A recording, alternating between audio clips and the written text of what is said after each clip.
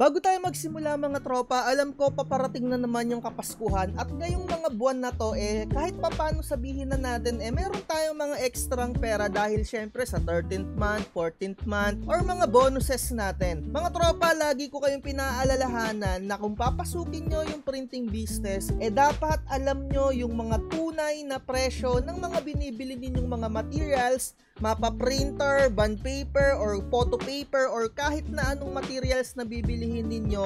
Lagi ninyong sisiguraduhin na ayan talaga yung original na presyo niyan kasi maraming nagbebenta or mga nagre-resell na mga produkto na yan at inuutu-utu lang kayo. Kaya make sure mga tropa ha, yung mga hard-earned money ninyo, kung papasok kayo ng business, alamin nyo yung mga original price na mga binibili ninyo. Anyway mga tropa, meron akong collection ng mga store dito kung saan dito rin ako bumibili ng mga materials. Pwede kayong pumunta dito sa YouTube channel natin, i-click mo lang yung store. Ito ay mga Shopee link, meron kayong makukuha dyan ng mga voucher. Dahil ito yung promo ni YouTube, kasi sobrang bago lang ng ganitong programa ni YouTube at talagang mabibigyan kayo ng up to 1,000 to 4,000 random vouchers kung ano man yung makukuha ng inyong account. Talagang sobrang tipid dito kung sa online kayo bibili. Anyway, simulan na natin yung content natin para sa ngayong araw na to.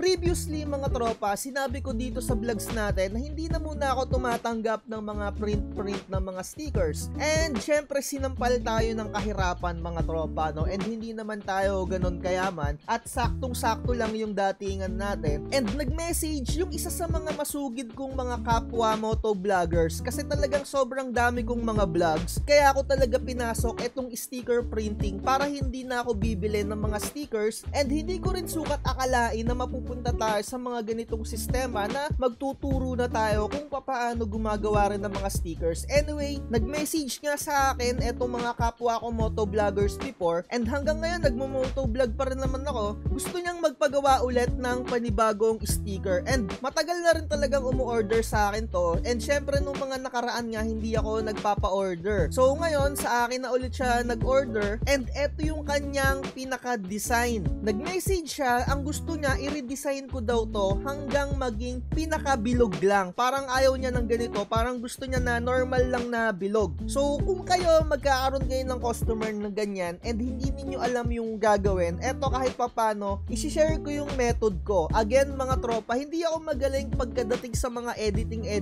Kumbaga, kung saan lang ako komportable na method or way, ayun yung ginagawa ko. Kung makakapanood kayo ng video ko na to and kung hindi ganito yung pinakamabilis na paraan, pasensya na lang talaga. Ito lang talaga yung method na kung saan komportable ako at gusto kong i-share sa inyo mga tropa. Kung saan kayo komportable na method, ayun yung gamitin ninyo. Ayun yung gawin ninyo. Kahit na mahaba pa yung procedure, basta alam mo yung gagawin mo, okay na yan mga tropa. Kahit na hindi yan yung pinaka-easiest way. Ang pinaka-importante komportable ka dyan sa ginagawa mo. So again, eto na yung gagawin ko para maging pinakabilog lang to. And ang sabi niya dito, alisin ko daw yung 2025 na pinaka-year, 'di ba? So ganito yung gagawin natin, no? So gagamit muna tayo ng Canva. And to tell you honestly mga tropa, usually sa Canva lang talaga ako gumagawa ng mga ganito para madalian lang. And syempre, gumagamit din tayo ng mga Photoshop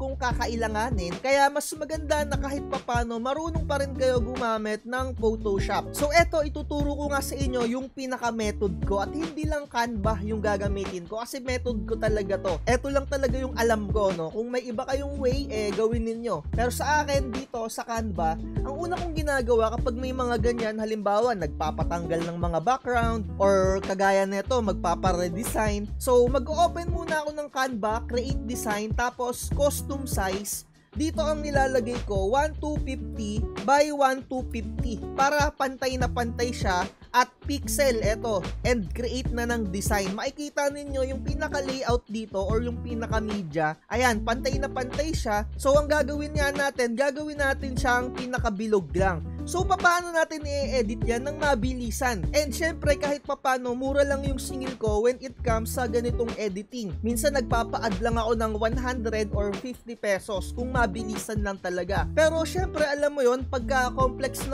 na yung pinaka-image, tinataasan ko yung singil ko hanggang 300, diba? Pero dahil dito madalian lang talaga yung pinaka gagawin natin, 50 pesos to 100 pesos yung pwede ninyong singilin dito. Nasa sa inyo na yan. So eto nga yung pinaka-design, and hindi naman natin yan magagawang pinaka-sticker. Paano? Kasi nga picture lang yan eh. Diba? Alam nga naman na eto yung mismong ipiprint natin. Kasi nga walang pinaka-soft copy yung pinaka-customer natin. Alam nga naman na eto yung ilagay ko sa pinaka-Silhouette Studio natin. Diba? Nagagets nyo ba? So eto, gagamit tayo ng tulong ng Gemini. And mga tropa, no, sa totoo lang, napakaganda netong Gemini. Lalong-lalo na rin kung mag-a-avail kayo ng Gemini Plus. 'Di ba? Yung Gemini Plus nila, meron na kayong extra cloud server din, sa totoo lang, 'di ba? So para sa akin, okay na okay talaga tong Gemini Plus. So anong gagawin natin? Create lang kayo dito sa Gemini Plus. Pagka meron kayong Google account, makakapag-access na kayo neto, and i-upload nyo lang yung pinaka-image na to, mga tropa, dito sa Gemini. Tapos tuturuan mo lang siya kung ano yung gagawin niya. So sabi ko dito, can you remove all the image, then stay the image of motorcycle? So ang ginawa ni Gemini, in-stay niya yung pinaka-image ng motorcycle kasi hindi ko mahanap sa Google yung pinaka-image na ganito. So sa tulong ng Gemini, nakuha niya, na-extract niya yung pinaka-image na to. So ang gagawin natin dyan, i-download nyo lang yan, syempre. Ayan, meron na kayong pinaka-image at mareredesign nyo na yan. So ano pa yung kailangan natin dito? Dahil nga yung utos ng customer ko or yung tropa ko dito, alisin daw yung 2025. So kailangan din natin neto yung mga wrench, 'di ba? So ganun lang ulit yung gagawin niyo, upload niyo yung pinaka-image. So sabi ko dito, can you get the wrench image only? And eto, in-extract na nga niya. So meron na tayo nung pinaka-wrench, 'di ba? So ganun lang yung easiest way talaga. Easy as 1, 2, 3. Kung hindi mo pa to alam, mga tropa, sana panoorin mo to kasi malaking tulong to, malaking bagay to, lalong-lalo na kung nasa sticker printing ka.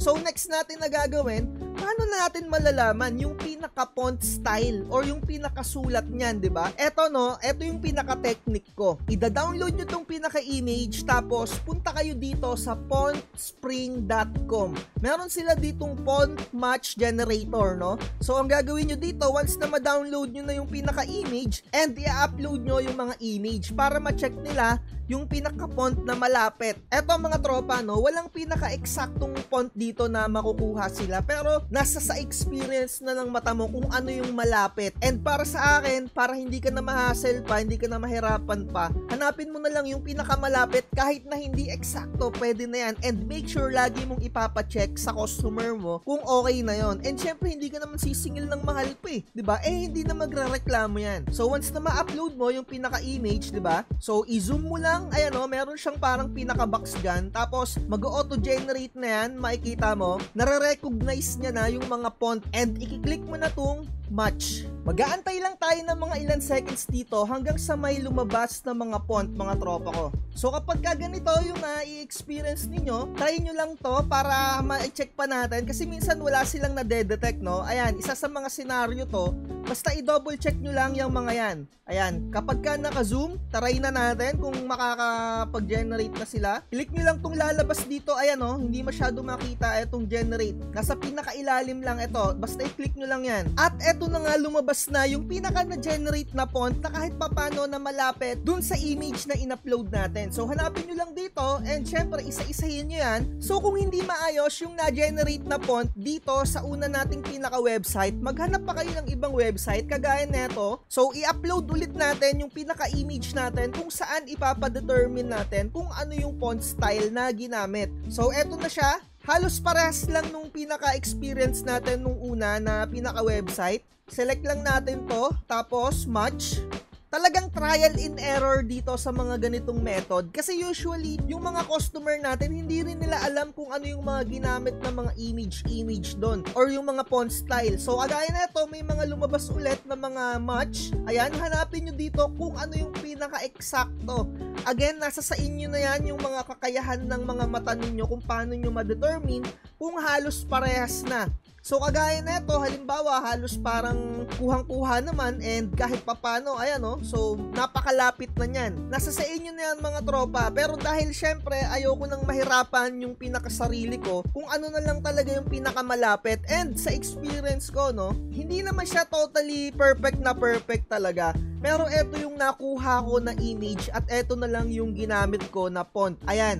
And again, paano nyo mada-download yung mga font dito kung may mga bayad kagaya ng ganyan? So mag-google lang kayo and i-type nyo pre-font and ilalagay nyo kung ano yung pinakapangalan na font na lumabas. Kagaya na ito, no? Maghanap tayo dito.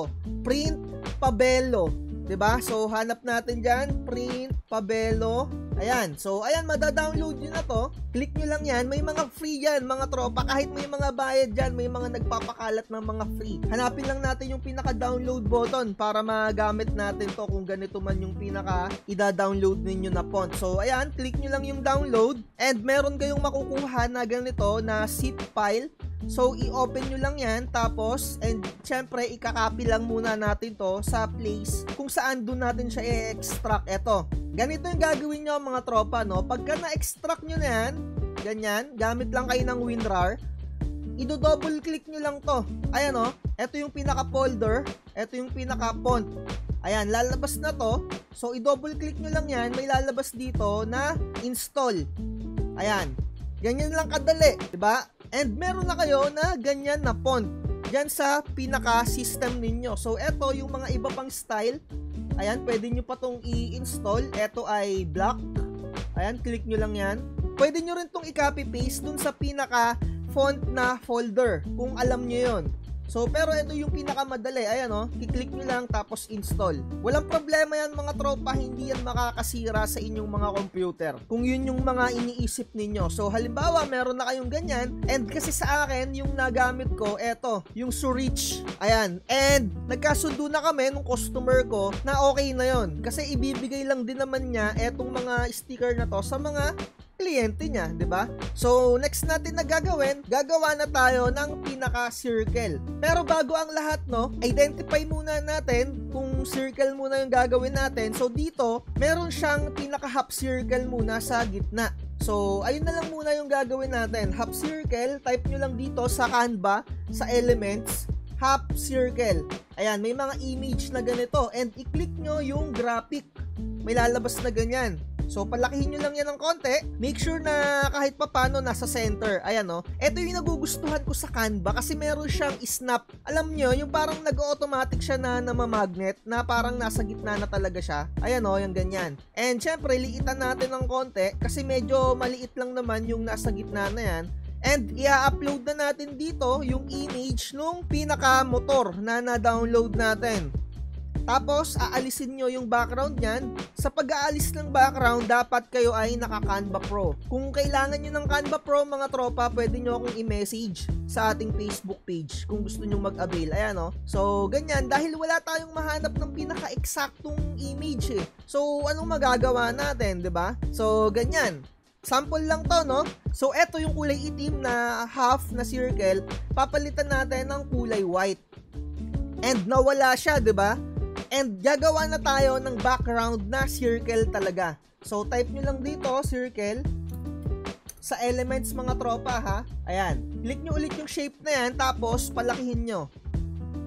Make sure na pantay yung circle ninyo. Ayan, o, doon kayo sa pinaka-edge. Ayan, yung sa pinaka-corner kayo mag-stretch. So, make sure na naka-center. Tapos, right-click nyo yung pinaka-image. Tapos, ipunta nyo siya sa pinaka-ilalim. Ayan, no? So, ganyan na. So, ayusin nyo lang yung diskarte dyan. And, syempre, ang gagawin natin na next, kukuha tayo ng pinaka-font. And, hindi natin ma-upload yung pinaka-font dito sa Canva kasi hindi tayo admin dun sa pinaka Canva Pro na inavail natin. So gagamit tayo dito ng Photoshop. Ayan, so gagawa lang kayo ng pinaka text, which is eto na, hindi na natin papatagalin pa. Ayan, kung nakikita ninyo, 'di ba? Gumawa lang ako ng text. Eto yung text tool, kiklik nyo to. Ayan, tapos pindot kayo dito. Ayan, tapos sulat-sulat na kayo dyan ng ganyan, 'di ba? So, ayan, ang gagawin natin, capital letter yan, Moto Pix Garage. Eto ulitin ko lang yung process kasi meron na akong nagawa dyan eh. Ayan o, tapos ganyan. And, paano natin siya i-curve? Pipindutin mo lang to mga tropa, merong ditong parang arc. Ayan o, yung style. Ayan o, yung arc. Dito lang yan, ayan o. So dito, tansyahin nyo na lang kung gaano siya ka-bend, 'di ba? Ayan oh, yung kaganyan. Nasa sa inyo na 'yan. Ayan. So kung ganyan, okay na 'yan. Ayan, ilagay mo na siya dito, 'di ba? So syempre, next na gagawin natin yung eto, kung papaano nyo naman papalitan yung kulay, i-highlight nyo lang to. Ayan oh, yung kulay, puti, oh, 'di ba? Tapos niyan, eto naman yung sa isa. So, ganun lang yung gagawin nyo. Click nyo ulit yung font. Ito, yung text na yan. Tapos, click kayo dito sa lapag. Type nyo XJJMT. So, palitan ulit natin ang kulay. Sabihin natin kulay red. Ayan, yung ganyang pagka-red. Nasa sa inyo kung anong red na red, 'di ba? So, palalakihin natin. Tapos, i-move nyo ng ganyan. So, ganyan. Yung ginawa ko na to, kasi meron na tayong nagawa. Ayan, oh. Ayan na. 'Di ba? So na-i-imagine niyo na ba? So next na gagawin natin, pwede niyo tong i-download, ayan oh. Tapos i-upload niyo siya sa Canva para dito niyo na siya i-download mismo, or etong pinaka-image na to ang i-download mo tapos ipi-paste mo siya dito sa Photoshop. So ang ginawa ko sa akin kasi, ang pinaka-download ko na lang, eto na lang yung pinaka-download ko kasi nga hindi tayo makakapaglagay ng pinaka-font dito, yung na-download natin na font, hindi tayo makakapag-bend, pero ganito lang naman talaga mag-bend mga tropa, no? Sabihin natin Moto Pix Garage. Ayan, so papalitan natin ang kulay. Eto ay gagawin nyo to, hindi na kayo gagamit ng pinaka-Photoshop dito kung meron kayong nakitang font style na tugma dito sa Canva. 'Di ba? Halimbawa lang eto na to. Tapos, i-curve natin siya or i-bend natin. Hanapin nyo yung effect. Ayan o, yung effect na yan. Tapos, meron dito sa pinaka-ilalim na curve. Ayan, tapos dadagdagan nyo na lang kung gaano siya ka-curve. Ayan, 'di ba? Nai-imagine nyo na ba mga tropa? So, next natin, ika-copy paste nyo lang ulit to, tapos XJJMT, yung mga ganyan. Tapos, ibabalik nyo yung pagka-curve niya. Wala siyang curve. Yan, normal lang. None. Tapos, papalitan nyo ng kulay. Ito yung method na hindi na kayo gagamit ng pinaka-Canva, ha? Ganyan lang. 'Di ba? So, ayusin nyo na lang, di ba? At least nakukuha ninyo yung pinaka-idea. Kasi eto lang naman yung pinaka-point ko dito kung paano ninyo i-recreate ito into circle, di ba, na design. So, next natin na gagawin dyan, i-upload nyo naman yung dinownload nyo na ganito, yung pinaka-wrench. So, ayan o, download nyo lang yan. Tapos, i-paste ninyo dito sa pinaka-Canva. Ganun lang ulit. Alisan nyo lang siya ng pinaka-background and make sure kayo ay naka-Canva Pro. Kasi hindi nyo magagamit yan kung hindi kayo naka-Canva Pro. So, ayan. Yan lang ang pinaka-point ko para magkaroon lang talaga kayo ng idea. Kayo na lang yung bahalang umayos sa mga ginagawa ninyong mga logo-logo dyan. Pero ito yung pinaka-final na result ko mga tropa. And syempre, once na i-download nyo na yan, click nyo lang yung file, tapos export nyo lang dito. Kahit quick export na, okay na yan. And syempre, kung sa Canva nyo naman siya tinapos, 'di ba? Ang gagawin nyo dito, download lang. And syempre, transparent background. Again, mga tropa ha, nasa sa inyo kung makakakita kayo ng font style dito na eksakto or magda-download kayo mismo dito sa Font Finder and kung i-google ninyo yung pinaka-font. Kasi hindi tayo makakapag-add ng pinaka-font dito sa Canva. Wala kasi tayong access nun. So, ang ginawa ko nga ha, eto, naka-close yan. And nag-open na lang ako ng Photoshop. Tapos dito na ako naglagay ng pinaka-font na kagaya ng ganyan. So ito na yung pinaka-final. Gumamit ako ng Canva, gumamit ako ng Photoshop, and ito na yung pinaka-final niyan. Ayan, 'di ba?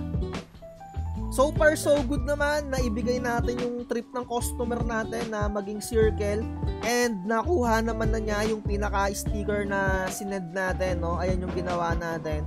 So, ganun lang mga tropa, akong mga sticker na ipapaprint sa inyo, yung talagang mga picture lang. Hopefully, nakakuha kayo ng idea kung paano i-recreate. Kung meron kayong mga mas madadaling method, nasa sa inyo na yan.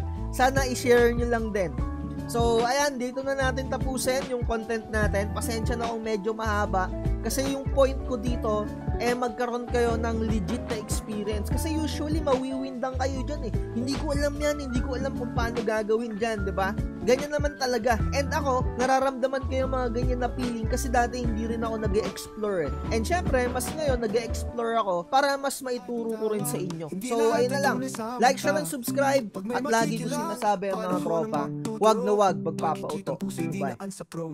Huwag kang magpapauto, mag-isip ka sa pilian, sa laro ng buhay dama.